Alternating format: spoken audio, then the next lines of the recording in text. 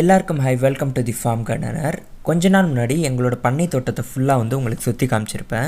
அந்த வீடியோவில் நான் சொல்லியிருப்பேன், எங்களோட பண்ணை தோட்டத்துக்கு பக்கத்துலேயே இன்னும் கொஞ்சம் நிலம் நாங்கள் வாங்கி போட்டிருக்கோம், அது பல வருஷமாக தரிசாக தான் கிடக்குதுன்னு சொல்லியிருப்பேன். இனிமேலும் அந்த நிலத்தை சும்மா போட்டு வைக்க வேணாம், அதுலேயும் ஏதாவது பயிர் பண்ணலான்றதுக்காக முன்னாடி அந்த இடத்துல வேலி கூட போடாமல் வச்சுருந்தோம். இப்போ ரீசெண்டாக வேலி போடும்போது அந்த நிலத்தையும் நாங்கள் சேர்த்து வேலி போட்டுட்டோம். இந்த இடத்துல என்ன பயிர் பண்ணலான்னு யோசிச்சுட்டு இருக்கப்போ ரொம்ப மெயின்டெனன்ஸும் இருக்கக்கூடாது, ஈஸியாக எந்த சூழ்நிலைக்கு வளர்கிற மாதிரி ஒரு செடின்னு பார்த்தீங்கன்னா இந்த சவுக்கு கன்று ஞாபகம் வந்துச்சு. அடுத்தபடியாக நல்ல சவுக்கு கன்று யார்கிட்ட கிடைக்குன்னு தேட ஆரம்பித்தேன். கடைசியாக எனக்கு ஆன்லைனில் சரண்யா நர்சரின்னு கடலூர்லேருந்து ஒரு செல்லர் கிடைச்சாங்க.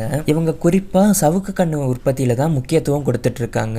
இவங்க கிட்டக்க 300 கண்ணுலேருந்து லட்சக்கணக்கான கன்று கூட நீங்கள் வாங்கிக்கலாம். நான் வாங்கியிருக்கக்கூடிய ரகம் பார்த்தீங்கன்னா CH5 ஸ்பீடுன்னு சொல்லுவாங்க. இந்த ரகம்லாம் 3 வருஷத்துலேருந்து 5 வருஷத்துக்குள்ளே அறுவடைக்கு தயாராகிடும். அண்ட் இதோட வளர்ச்சியும் பார்த்தீங்கன்னா கொஞ்சம் ஸ்பீடாகவே இருக்கும். எங்களோட இந்த புது நிலத்தில் சரியான அளவில் சவுக்கு கன்று வைக்கணும்னா 170லேருந்து 200 கன்று வைக்கலாம். நான் ஆர்டர் பண்ணியிருக்கிறது ஒரு 300 கண்ணாக ஆர்டர் பண்ணியிருக்கேன். அந்த வேலியோட ஓரத்துலேயும் எல்லா இடத்துலையும் போட்டு வைக்கலான்றதுக்காக. இந்த சவுக்கு கன்று வைக்கிறதுக்கு முதல் நம்ம சரியான அளவில் பார் கிழிச்சு வச்சோம்னா வளர்ச்சி கொஞ்சம் நல்லா இருக்கும். இந்த புது நிலத்தில் நாங்கள் ஒரு டைம் கூட தண்ணி பாய்ச்சினதே கிடையாது. மழை காலத்தில் பெய்கிற தண்ணி மட்டும்தான் அதுக்கு, மிச்ச நேரத்துலலாம் மண் வறண்டு தான் இருக்கும். அதனால் இப்போ பார் கிழிச்ச உடனே நாங்கள் ஃபஸ்ட்டு கொஞ்சோண்டு தண்ணி விட்டு அந்த மண்ணை கொஞ்சம் ஈரப்பதம் படுத்துகிறோம். முக்கியமாக இந்த இடத்துக்கு நாங்கள் ஏன் சவுக்கு கன்று தேர்ந்தெடுத்தோம்னா மழை காலத்தில் இந்த இடத்துல கொஞ்சம் தண்ணி தேங்கி நிற்கும்.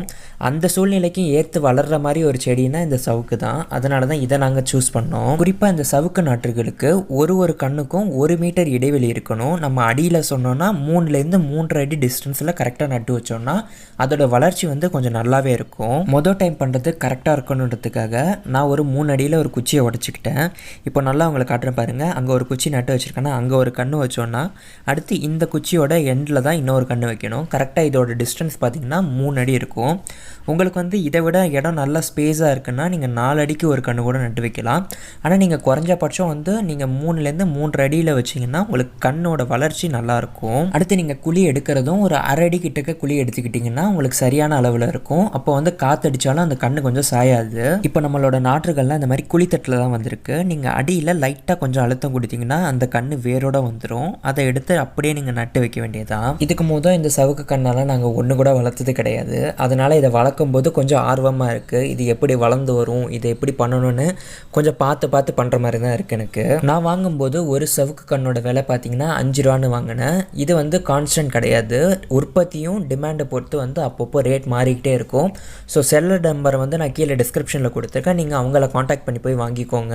இவங்க கிட்டக்க நான் முக்கியமாக வாங்கினதுக்கு ரீசன் பார்த்தீங்கன்னா கண்ணோட தரமும் நல்லா இருந்துச்சு. அதுவும் இல்லாமல் 200 கண்ணுலேருந்து இவங்க ஷிப்பிங் செஞ்சு கொடுத்துட்ருக்காங்க.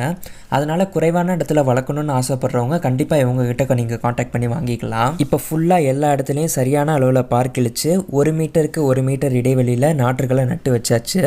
தோராயமாக பார்த்தீங்கன்னா 180 கன்று வரலும் இப்போ இந்த இடத்துல நாங்கள் நட்டு வச்சுருக்கோம். இப்போ இந்த நாற்றுகள்லாம் ஒரு 3 மாதம் வரலும் வளர்ந்து வர வரைக்கும் கொஞ்சம் கேர் பண்ணிக்கிட்டோன்னா போதும். அதுக்கப்புறம் இது ஆட்டோமேட்டிக்காக நல்லா வளர்ந்து வர ஆரம்பிச்சிடும். இவங்களுக்கு தினமும் தண்ணி பாய்ச்சணும்னு அவசியம் கிடையாது.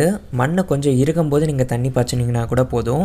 அதனால் என்னால் குறைவான அளவு தான் தண்ணி பாய்ச்ச முடியும்னா கண்டிப்பாக இந்த சவுக்கு நாற்றுகளை நீங்கள் சூஸ் பண்ணலாம். எனக்கு தெரிஞ்ச வரைக்கும் இந்த வீடியோ உங்களுக்கு பயனுள்ளதாக இருக்கும்னு நம்புகிறேன். உங்களுக்கு இந்த வீடியோ பிடிச்சிருந்துச்சுன்னா மறக்காமல் ஒரு லைக் பண்ணி நம்மளோட சேனலை சப்ஸ்கிரைப் பண்ணி வச்சுக்கோங்க. மறுபடியும் ஒரு இன்ட்ரெஸ்டிங்கான அப்டேட்ஸோடு நான் உங்களை அடுத்த வீடியோவில் பார்க்குறேன். Bye by.